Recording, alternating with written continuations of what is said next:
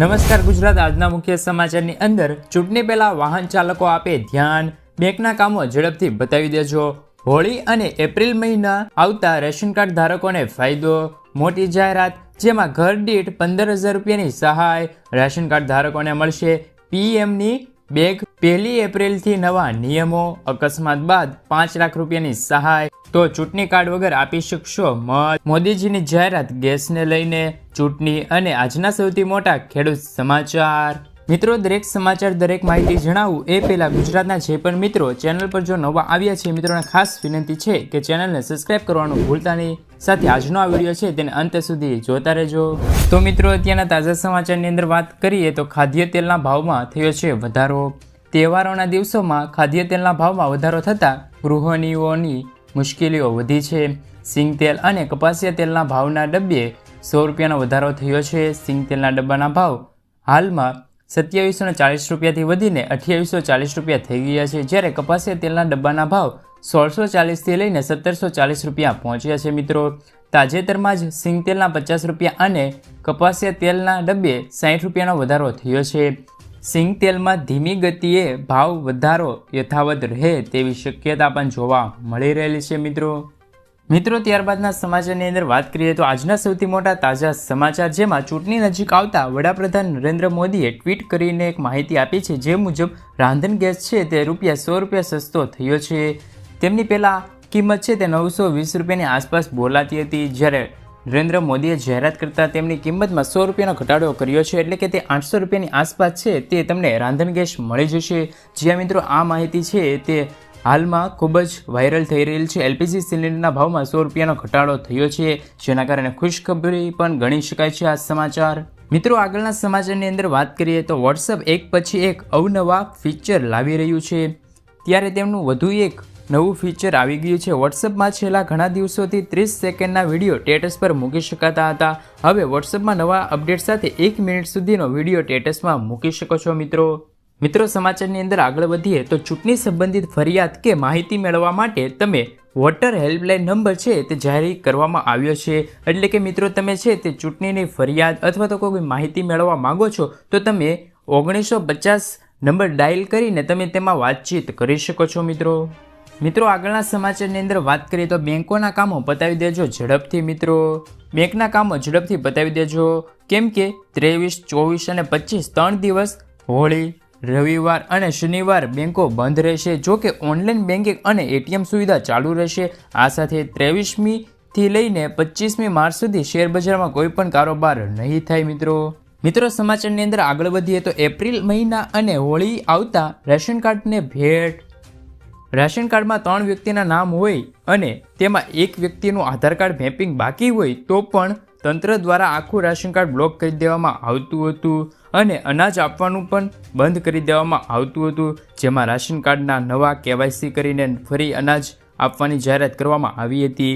NFSA અંતર્ગત નોંધાયેલા 72 lakh ration card પૈકી 6.65 લાખ રેશન કાર્ડ શંકાના આધારે બ્લોક કર્યા છે. બ્લોક કરેલા કાર્ડમાં કેટલાક મૃતકોના નામે ચાલતા હતા તો કેટલાક ડમી હોવાની શંકા પણ હતી.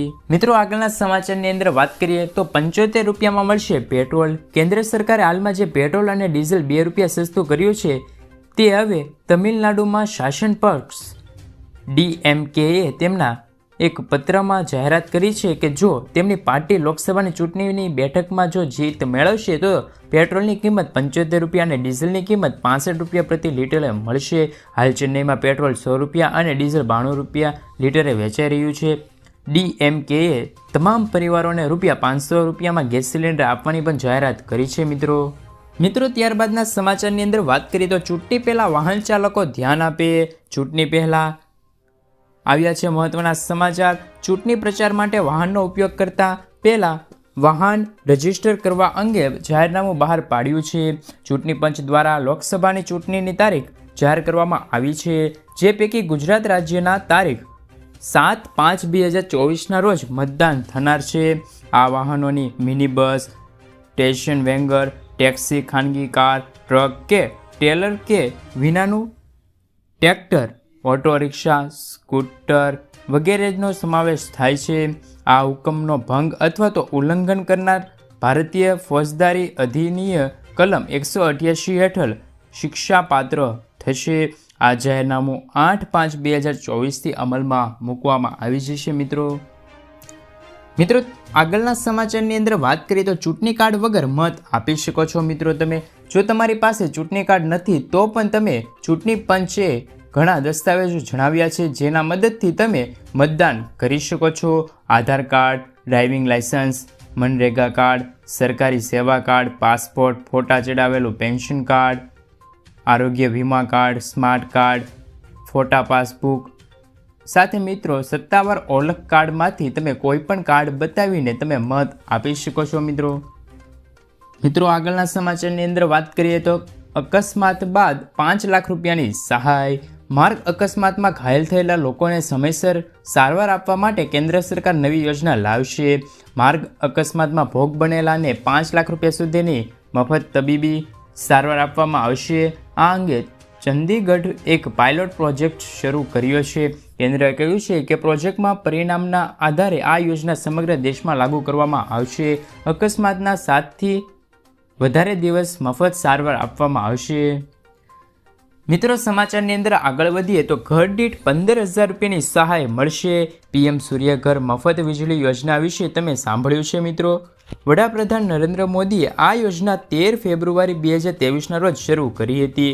મફત વીજળી યોજના શોર્ટ ટાઈમ રેકોર્ડ બ્રેક 1 કરોડથી પણ વધુ રજીસ્ટર થયા છે. આ યોજના અંતર્ગત દરેક ઘરોને 300 યુનિટ મફત વીજળી આપવામાં આવશે. એટલું જ નહીં, કેન્દ્ર સરકારની આ યોજનાથી તમને 15,000 રૂપિયાની વાર્ષિક સહાય પણ મળવાપાત્ર રહેશે.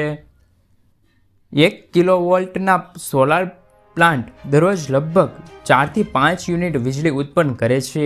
આવી સ્થિતિમાં જો તમે 3 કિલોવોલ્ટનો પ્લાન્ટ લગાવો છો તો દરરોજના લગભગ 15 યુનિટ વીજળી ઉત્પન્ન થશે, એટલે કે દર મહિને 4500 યુનિટ થશે.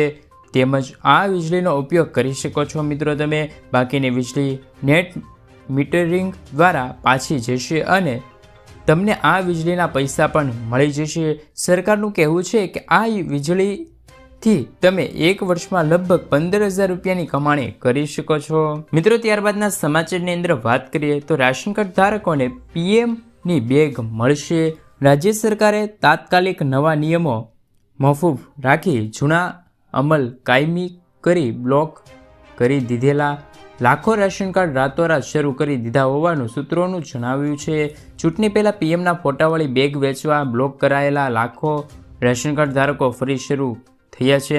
મફત રાશન યોજના હેઠળ સરકાર ગરીબ પરિવારોને માસિક ધોરણે 5 કિલો ચોખા અને 5 કિલો ઘઉં મફત આપે છે. આ ઉપરાંત દરેક પરિવારોને દર મહિને 1 કિલો દાળ પણ મફત આપવામાં આવે છે. 2028 સુધી 81 કરોડ લોકોને મફત અનાજ મળશે. મિત્રો સમાચારની અંદર આગળ વધીએ તો 1 એપ્રિલથી નવા નિયમો જેમાં ફેરફારો પણ થયા છે. મિત્રો 1 એપ્રિલથી રાજ્યભરમાં દસ્તાવેજી નોંધણીના નિયમોના ફેરફાર કરવામાં આવશે. મહેસૂલ વિભાગ દ્વારા ઇસ્યુ કરવામાં આવેલા પરિપત્ર જાહેર થયું છે.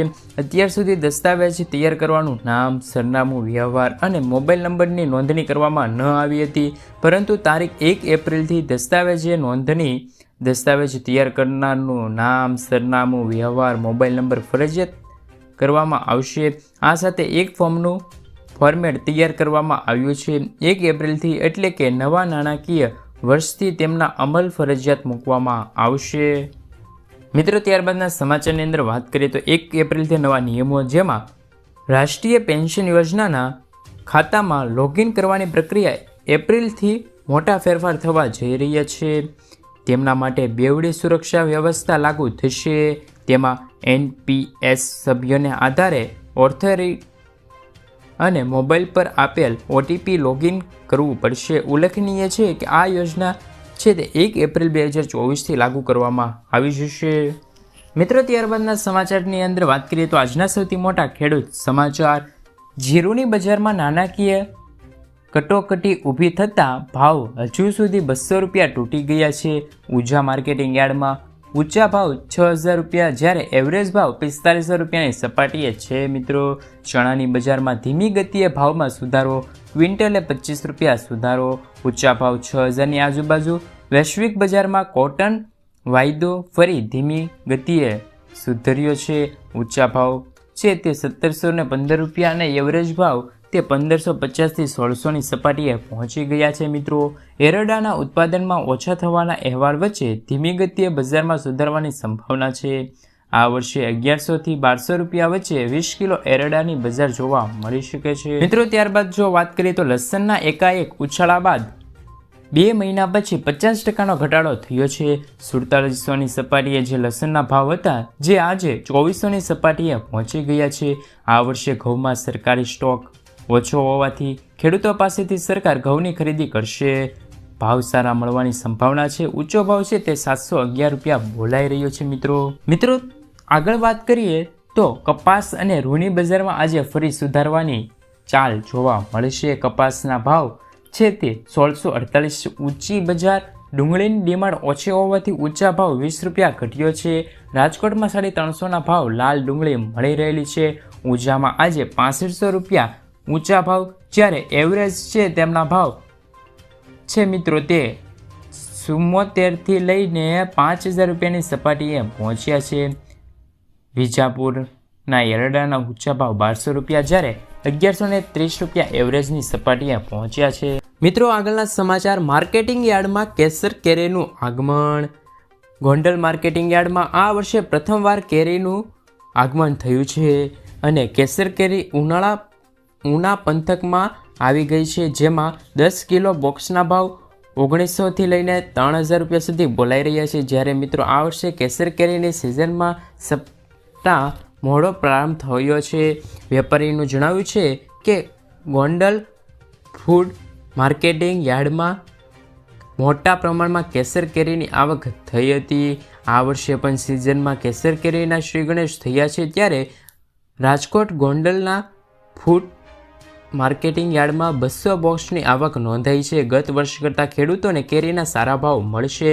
ગત વર્ષની વાત કરીએ તો 10 કિલો કેરીના બોક્સના ભાવ ખેડૂતોને 1800થી લઈને 2100 રૂપિયાના ભાવ બોલાઈ રહ્યા હતા. મિત્રો, ત્યારબાદના સમાચાર. વગર વ્યાજે 5 લાખ રૂપિયા સુધીની લોન. વડાપ્રધાન નરેન્દ્ર મોદી વારંવાર તેમના ભાષણમાં લખપતિ દીદી યોજનાની ઉલ્લેખ કરે છે. આ સરકારી યોજનાનો ફાયદો એવો છે કે જે મુજબ ખૂબ જ લોકપ્રિય બનાવે છે. આનું આ જ કારણ છે કે 1 ફેબ્રુઆરીથી સંસદમાં તેમના બજેટ ભાષણમાં નાણામંત્રી નિર્મલા સીતારમણે લખપતિ દીદી યોજનાને લક્ષ્યાંક 2 કરોડથી વધારે 3 કરોડ રૂપિયાની જાહેરાત કરી છે. આ યોજના હેઠળ મહિલાઓને 1 લાખ રૂપિયા સુધીની થી લઈને 5 લાખ રૂપિયા સુધી લોન મળશે. મિત્રો, ત્યારબાદના સમાચાર. ઉત્તર ગુજરાતને મોટી ભેટ. કેન્દ્ર સરકારે ઉત્તર ગુજરાતના જિલ્લાઓને માર્ગ વિકાસ અને રાજસ્થાન સાથે જોડવા નેશનલ હાઈવેના વધુ 2 પ્રોજેક્ટમાં 1000 કરોડથી પણ વધુ રૂપિયા કામોને આજે મંજૂરી આપી દીધી છે. જેમાં રાષ્ટ્રીય ધોરીમાર્ગ 58 પર ધરોઈ ડેમ પાસે સાબરમતી નદી પર નવો 4 લાઇન બ્રિજ બનશે. સાથે નેશનલ હાઈવે પર નંબર 58ના ખોખરા રાજસ્થાન સરહદથી વિજનગર આતરસુંબા માથાસુર ચોકડી રસ્તા પર છે તે લાઇનની મંજૂરી પણ આપી દેવામાં આવી છે. મિત્રો, સમાચારની અંદર આગળ વધીએ તો ખેડૂતોની લોન માફ કરવામાં આવશે. મિત્રો, વારંવાર પાક ધિરાણ લોન અને દેવા માફીને લઈને સમાચાર આપવામાં આવે છે, તો પણ ખેડૂતોના દેવા અને પાક ધિરાણ લોનમાં રાહત આપવામાં આવતી નથી.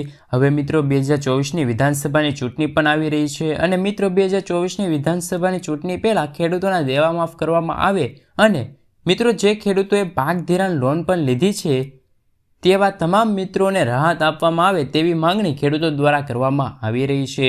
જોકે મિત્રો અત્યારે મોંઘા બિયારણો, કમોસમી વરસાદ, માવઠાનો માર સહન કરવાનો વારો ખેડૂતોને આવ્યો છે, તો પણ સરકાર ખેડૂતોનું સાંભળતું જ